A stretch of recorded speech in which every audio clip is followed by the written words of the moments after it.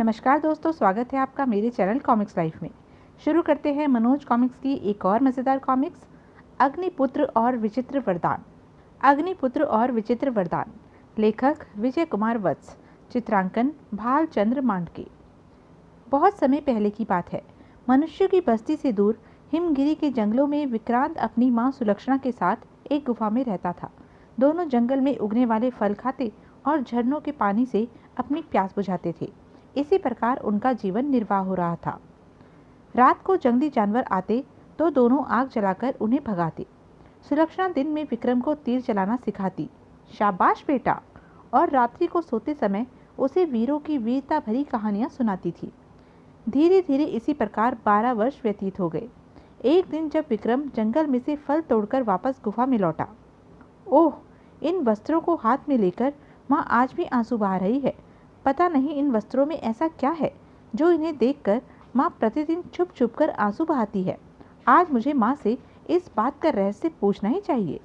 वह दबे पांव गुफा में आया और सुलक्षणा की पीठ के पीछे जाकर आहिस्ता से बोला, माँ। विक्रम की आवाज़ सुनकर तेजी से उसकी ओर पलटी। बेटा, तुम गुफा में कब आए? मुझे तो कुछ पता ही न चला। कहते हुए सुलक्षणा ने आंखों में भर आए आंसुओं को पोंछने का उपक्रम किया। माँ, आज इन आंसुओं को रोकने का प्रयत्न ना करो। आज इन्हें अच्छी तरह बह जाने दो, और जब रोकर आपका जी हल्का हो जाए तब मुझे अपने रोने का कारण बताना। जब मैं रोज जंगल में फल लेने जाता हूँ तो आप इन वस्त्रों को देख देख कर आंसू बहाती हैं। ये वस्त्र किसके हैं और आप इन्हें देखकर क्यों रोती हैं? यह सब आज आपको मुझे बताना ही पड़ेगा। पुत्र की बात सुनकर सुलक्षणा फूट फूट कर रोने लगी। जब उसके बहते आंसुओं का वेग कुछ कम हुआ, अब बताओ माँ, आपके रोने का क्या कारण है और ये वस्त्र किसके हैं?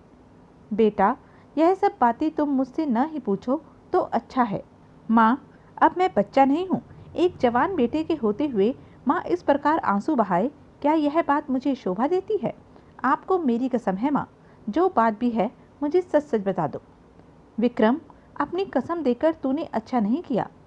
फिर कुछ सोचकर उसने विक्रम से कहा, विक्रम, मैं तो यही सोचती थी कि एक दिन अपना राज सीने में दबाए इसी प्रकार मर जाऊंगी, पर आज तूने अपनी कसम देकर मुझे सब कुछ बताने पर मजबूर कर दिया है। तो बताओ ना माँ, देरी किस बात की है? तो सुन बेटे, ये जो राशि वस्त्र तू मेरी गोद में रखे देख रहा है ना, यह तेरे पिता राजा चक्रम सिंह के हैं। क्या ये वस्त्र राजा चक्रम सिंह के हैं? राजा चक्रम सिंह मेरे पिता हैं? हाँ बेटे, मैं सच कह रही हूँ। अगर यह बात है माँ, तो हम राजसी परिवार से संबंधित होने के पश्चात भी इस भयानक जंगल में इस प्रकार अज्ञातवास क्यों काट रहे हैं? बेटे, यह एक लंबी कहानी है।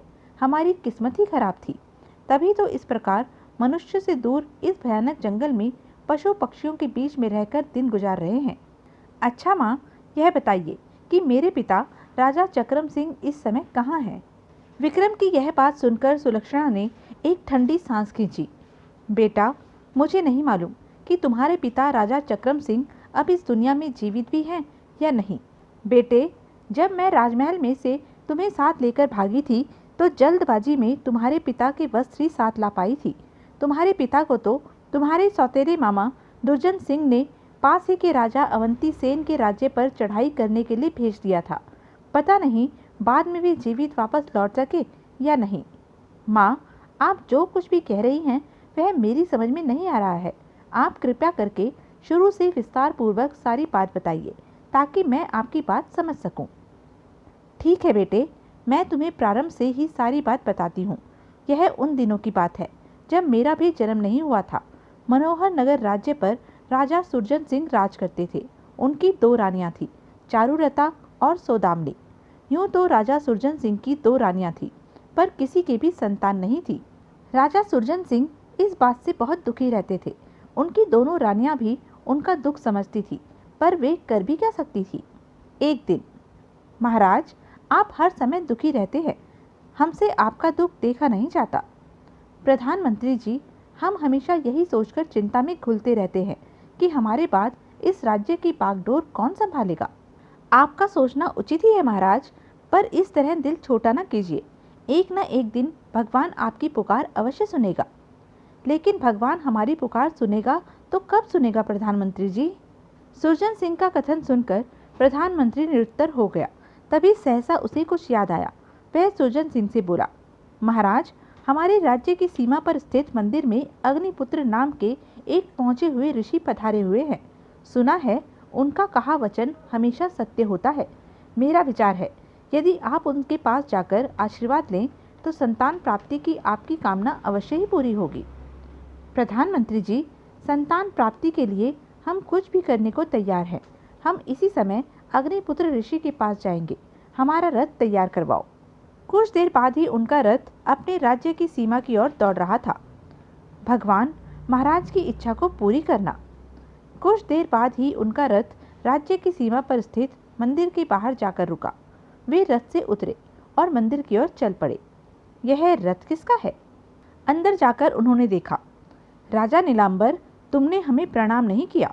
मैं जानता हूँ कि तुम पर सत्ता का नशा छाया हुआ है। तुम जैसे अभिमानी राजा को मेरे पास आने की जरूरत ही क्या थी? हा हा हा, हम राजा होकर भला तुम्हें प्रणाम करेंगे अग्निपुत्र ऋषि? हमने तो तुम्हारी बड़ी कीर्ति सुनी थी। उसी कीर्ति को आजमाने के लिए हम तुम्हारे पास आए हैं, वरना हम कहाँ और तुम कहाँ? तो बाहर खड़ा रथ नीलांबर का है। तुम मेरी कीर्ति को आजमाने आए हो। तुमने मेरा निरादर किया है, अब इसका परिणाम भी तुम्हें भोगना पड़ेगा। कैसा परिणाम? तो सुनो, जल्दी ही तुम्हें अपने राज्य से हाथ धोना पड़ेगा। यही नहीं, उसके पश्चात जंगलों में दर दर भटकने के पश्चात तुम्हारी दर्दनाक मृत्यु होगी। हा हा हा, हमें भला कौन हरा सकता है? हम तुम्हारी भविष्यवाणी को झूठा साबित करके रहेंगे अग्निपुत्र। इतना कहते हुए नीलांबर ने एक उपेक्षा भरी दृष्टि अग्निपुत्र ऋषि पर डाली और मंदिर में से निकल गया। यह देखकर राजा सुरजन सिंह सोच में पड़ गया। ऋषि अग्निपुत्र इस समय क्रोध की ज्वाला में जल रहे हैं। ऐसे समय में मुझे इनके पास जाना चाहिए या नहीं? फिर मन ही मन कुछ निर्णय करके वे अग्निपुत्र ऋषि के सम्मुख पहुंचे। ऋषिवर, प्रणाम। आयुष्मान हो राजन। कहो, कैसे आए? ऋषिवर, मेरी कोई संतान नहीं है। मैंने आपकी बहुत कीर्ति सुनी है। मैं संतान के न होने से बहुत दुखी हूँ। अगर आप मुझे आशीर्वाद दें तो मेरा जीवन सफल हो जाए। राजा नीलांबर ने जिस प्रकार अग्निपुत्र ऋषि का अपमान किया था, उस अपमान की ज्वाला में वे अब भी जल रहे थे और क्रोध में भरे हुए थे। इसलिए बिना सोचे समझे उन्होंने सुरजन सिंह को आशीर्वाद दिया। राजन, तुम एक अत्यंत कुटिल, क्रूर व क्रोधी पुत्र के पिता बनोगे। ऋषिवर, आपने मुझे यह कैसा आशीर्वाद दिया है? कुटिल, क्रूर व क्रोधी पुत्र का पिता बनकर मुझे कौन सा गौरव हासिल होगा? इससे तो मैं निसंतान ही भला हूँ। अब अग्निपुत्र ऋषि चौंके। ओह, क्रोध में डूबकर मैंने सुरजन सिंह को वरदान की जगह अभिशाप दे डाला है। फिर वे पश्चाताप भरे स्वर में सुरजन सिंह से बोले, माफ करना राजन, नीलांबर ने हमारे क्रोध की अग्नि को भड़का दिया था। उसी क्रोध की अग्नि के बहाव में हम तुम्हें गलत वरदान दे बैठे। अब क्या होगा ऋषिवर? क्या एक क्रूर, कुटिल व क्रोधी पुत्र का पिता होने का कलंक मेरे माथे पर अवश्य लगेगा? राजन, हम एक बार जो वचन अपने मुंह से निकाल देते हैं वे अवश्य ही सच होते हैं। इसलिए ऐसे निष्कृष्ट पुत्र का पिता तो अब तुम्हें बनना ही पड़ेगा। यह सुनकर सुरजन सिंह का मुंह उतर गया। फिक्र न करो राजन, हम तुम्हें एक वरदान और देते हैं। चारुलता की कोख से पहले पुत्र के जन्म के पश्चात तुम्हारी छोटी रानी सौदामिनी की कोख से एक कन्या का जन्म भी होगा। तुम्हारी पुत्री अत्यंत मेधावी व साहसी होगी। वह तुम्हारा नाम खूब रोशन करेगी। उसके साहस भरे कार्यों को देखकर तुम अपने बड़े पुत्र के कारनामों को भूल जाओगे और दुनिया तुम्हारी पुत्री पर गर्व करेगी। ठीक है ऋषिवर, आपके कहे वचन मेरे सिर माथे पर। कहकर सुरजन सिंह ने अग्निपुत्र ऋषि के चरणों में माथा टेका और वहां से चला आया। सुरजन सिंह वापस राजमहल में पहुंचे तो सीधे रानी चारुलता के कक्ष में पहुंचे। सुना है महाराज, अग्निपुत्र ऋषि से आशीर्वाद लेने मंदिर में गए थे। आपने ठीक ही सुना है महारानी, पर अग्निपुत्र ऋषि ने हमें ऐसा आशीर्वाद दिया है कि हम बड़े धर्म संकट में पड़ गए हैं। कैसा धर्म संकट महाराज? सुनो महारानी। फिर सुरजन सिंह ने सारी बात चारुलता को बताई। सारी बात सुनकर, मेरी कोख से ऐसा कपूत जन्म लेगा महाराज? यह ऋषिवर ने कैसा वरदान दिया है? ऐसे पुत्र के होने से तो मैं बांझी भली। धीरज रखो महारानी, होगा वही जो तकदीर में लिखा है। हम तुम भला तकदीर के लिखे को कैसे मिटा सकते हैं। सुरजन सिंह ने चारुलता को ढांढस बंधाया। तत्पश्चात सुरजन सिंह रानी सौदामिनी के पास पहुंचे। आज महाराज इस समय इधर कैसे? रानी, आज हम तुम्हें एक खुशखबरी सुनाने आए हैं। कैसी खुशखबरी महाराज? सौदामिनी, तुम शीघ्र ही एक पुत्री की मां बनने का गौरव हासिल करोगी। आज ही अग्निपुत्र ऋषि ने हमें ऐसा वरदान दिया है। क्या सच महाराज? हाँ रानी, 100% सच। सुनकर सौदामिनी प्रसन्नता के आवेश में सुरजन सिंह की छाती से जा लगी। इस घटना के 1 माह पश्चात ही। महाराज, कुछ सुना आपने? क्या प्रधानमंत्री जी? यही कि नीलांचल प्रदेश के राजा नीलांबर को अवंतीपुर के राजा अवंती सेन ने युद्ध में हरा दिया है और नीलांचल प्रदेश पर अपना अधिकार कर लिया है। ओह, यह तो बहुत बुरा हुआ, लेकिन यह तो बताओ कि राजा नीलांबर का क्या हुआ?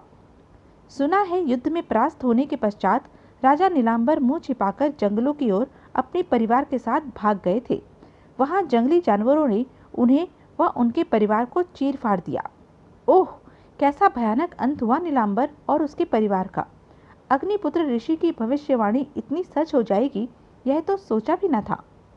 इसका मतलब है उन्होंने मुझे जो वरदान दिया है वह भी सच होकर रहेगा। उसी दिन जब वह महारानी चारुलता के पास पहुंचे। महाराज, आपके लिए एक खुशखबरी है। कैसी खुशखबरी महारानी? तो यह थी अब तक की कहानी।